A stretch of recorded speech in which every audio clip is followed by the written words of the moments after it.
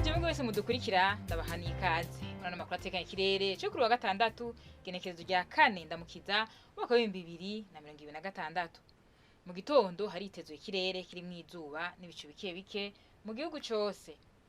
Ahazoba hakanye gusumba handi akaba ari mu Kayanza mu ntara ya Butanyerera abipimo bizoye kuri degrees Celsius 13.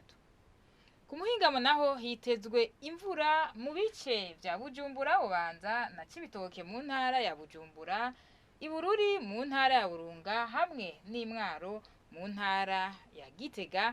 Aho muri ivyo bice kandi hazocamwo n'ibihe vy'izuba. Mu bindi bice bisigaye vy'igihugu hitezweyo ikirere kiri mwizuba n'ibicu bike bike. Nayo hazoba hashushe gusumba handi ni mu Cibitoke mu ntara ya Bujumbura abipimo byo kuri degrees Celsius 30. Mu gitondo hakaba hitezwe ko izuba zoseruka igisaha 12 zirenga iminota 4 rirenge igisaha 12 zirenga iminota 8 z'umugoroba. Amakuru atekanye ikirere mwateguriwe n'Igenekerezo agarukiye hano. Mwakoze cyane kuyakurikirana na hejo.